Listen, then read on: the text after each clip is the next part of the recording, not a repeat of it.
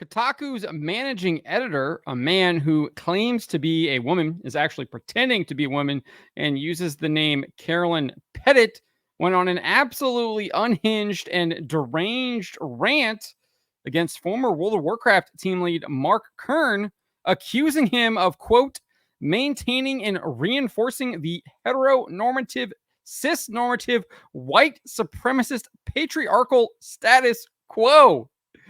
Wow, that's a lot. Before we get to this, I'd like to ask you, please hit that subscribe button, hit that bell for notifications so you don't miss any of our future videos here at the Trent Report. Also, hit that like button. Let's send this video into the upper echelons of the YouTube algorithm so more people can watch. Wrote this up over at thatparkplace.com. And this is what Carolyn Pettit, or Petit's rant. I don't even like using that name because it is a dude. It's using a fake name. It's clearly not his name. But he was responding to grummz' take on this anonymous game developer admitting that he hates gamers. So the developer, who claims to work on a racing game, shared a post in the game dev subreddit titled, "Am I allowed to say this? I kind of hate gamers." In the body of the post, this alleged game developer said, "I'm a professional game designer and I'm worried that I'm starting to hate gamers. Watching the gaming events on YouTube last month with the chat on was an extremely disheartening experience. Every time a character that wasn't a cishet white man appeared on screen, the chats would fill with messages calling the game woke or complaining about DEI. Every game that wasn't a shooter or a hyper-casual competitive online gamer garnered Z's and boring comments." So this person would later admit that they were, or would claim that they are, transgender as well in updates. I didn't include that in this article, though. It's in my previous coverage, which I did a video on earlier as well. He continued and said, "And then I checked Twitter, and it's just people complaining that the Metal Gear Solid 3 remake is not yellow enough. People telling me there are right ways and wrong ways to beat Ring." I think he's referring to Elden Ring there. "And people hating on the new Dragon Age because the trailer doesn't match the tone they had imagined for it." It doesn't match Dragon Age at all. The tone that they created in previous Dragon Ages. "I've seen people implying that the main character in the Fable trailers is ugly. Objectively, the character is indeed ugly because it's a self-insert of some random level designer working at Playground whom they have deemed not effable enough.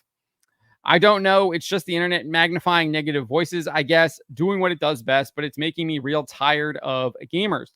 So Kern responded to this. grummz responded saying, "Oh boy, you hate gamers because you are obviously political and insist that everyone accept and love your overt political messaging in games. You want compliance and gamers aren't giving it to you." Given the fact that this person later revealed himself to be a transgender, I actually don't think that they're political. I think that their whole argument is a moral argument. Obviously, moral arguments can become political, but this person is literally is really upset that people are opposed to his degeneracy, his immorality. And that's what this person is really upset about. But grummz obviously calling him out, pointing it out here too. And then I think he's absolutely right here. You want compliance and gamers aren't giving it to you. That's exactly what this person wants. This person wants to beat people over the head with his evil ideology, and gamers are saying, no, we are not going to accept that. And a lot of these companies that have been captured or are converged by this evil ideology are now laying thousands of people off, and in many cases are shutting down. So this is how Pettit responded to grummz. He wrote this: "I've said this many times before. There is no way, shape, or form in which what people like Grummy here are doing is not itself deeply, deeply political. It's all about maintaining and reinforcing the heteronormative, cisnormative, white supremacist, patriarchal status quo." So, of course, I will actually agree to an extent that that is exactly what grummz is having to do. He is having to get political because this person wants to beat him over the head with their politics, with their immorality. So yes, saying no to people that want to force something on you would be a political statement. So by saying no to these people that are coming in wanting to jam this immorality into your face is indeed a political statement. But Pettit obviously uses that to demonize grummz. It's sick and it's disgusting. And she uses all of these buzzwords: Heteronormative, cis-normative, white supremacist, patriarchal status quo. I mean, literally can't make it up. I mean, Kern is an Asian man. And he is calling him white supremacist. It's utterly ridiculous. This user, Gromosh, would respond to Pettit saying the issue is those political ideas are not presented as an alternative, but rather as a hostile takeover. Exactly. He's pointing out, Gromosh is, that these individuals are literally trying to shove their immorality, their agenda, their politics down your throat, doing it through video games, through television, through movies, anything that they can do. And saying no is indeed a political statement because you're responding to these people being political against you. So he rightfully points that out. And then Pettit responds, LMAO, right, we're the hostile ones asking to exist freely and safely as equals in society and sometimes see ourselves represented and reflected in the mediums we love. Patriarchy and white supremacy are themselves hostile and maintained through violence or the threat of violence. This is, and then obviously shares a screenshot of what Gromosh said, but doesn't include him. Just disgusting behavior. So this claim is clearly false. Sweet Baby Inc. CEO Kim Belair made abundantly clear that followers of woke ideology like her and Pettit are indeed attempting to take over the video game industry. This is what Belair said in an interview with Inclusion FX in 2021. Today, what we do is writing, narrative design, story building, story breaking is our first and foremost. But on a secondary level, we work very hard to get marginalized talent into the industry, to protect them the way that we would want to have been protected, to lift them up, and to get them into an industry where they're too often shut out. And basically, I think to take over in the hopes that some really dope people will be able to lead into a kind of a new era for an industry that's kind of been, the same way too long. So Kim Belair just absolutely destroying Pettit's weak argument in the first place.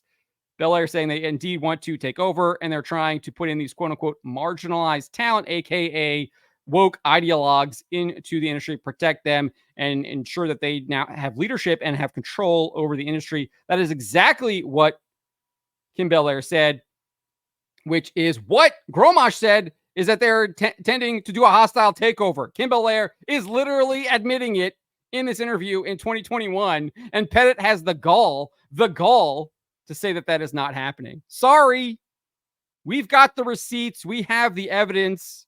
The truth is on our side. Your gaslighting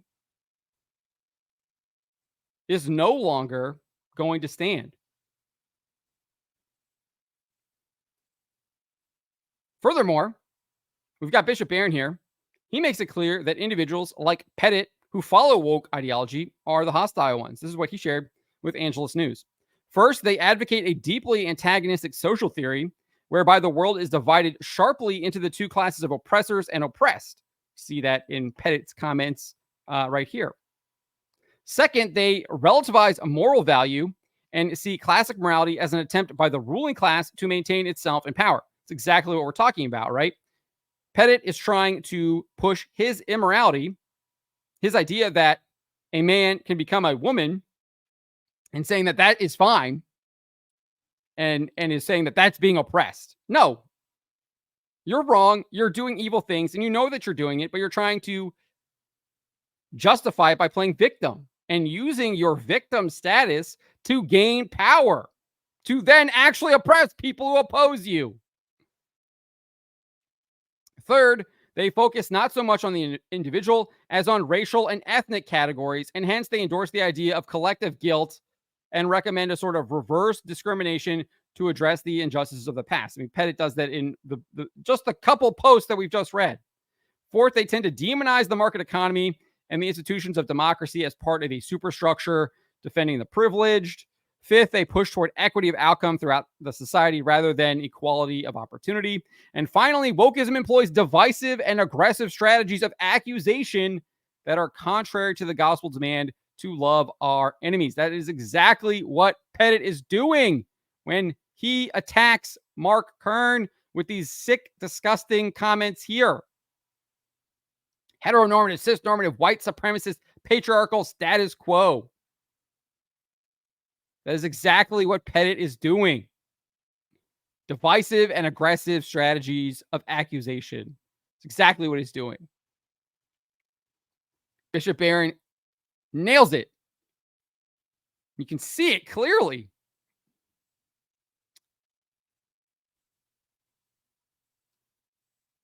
Nevertheless, Pettit doubled down on this by claiming that the United States of America is a racist, misogynistic, transphobic society that treats straight white male as the default setting on humanity. I mean, you can't make it up. This fits to a T exactly how Barron describes proponents of woke ideology. You cannot make it up.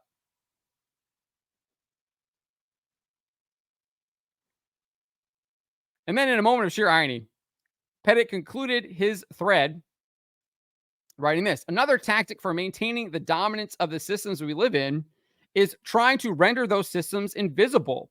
And one way they do this is acting like you're some kind of loon when you point out that those systems exist. And obviously, it's responding to a very lengthy post that I think it's Madam Savvy or Miss Savvy posted. I didn't include it. She goes on a very lengthy thread, but as part of or a lengthy post, and as part of it, she questioned, this is a parody tweet, right? I mean, you literally can't make this stuff up. Pettit is just telling on himself now, admitting this is projection. He's admitting that he's a loon. He knows it, but is trying to deny it. I think his comments here shows perfect example that he's a loon. He is. He's absolutely a loon. You can't make this stuff up, folks. These people are deranged. They aren't going to stop, though. We have to push back against this stuff. We have to say no. And that's why they're really upset. More and more people are saying no to this disgusting, evil ideology. And they're mad. They're mad because I think they see the writing on the wall. They see that they aren't going to be able to have power for much longer anymore. Their time is coming to an end because people are saying no to this. They're realizing what's actually happening, and they are not going to tolerate it anymore. But let me know what you guys make of this. Let me know in the comments below. Remember to always be charitable, especially to each other, but to always speak the truth.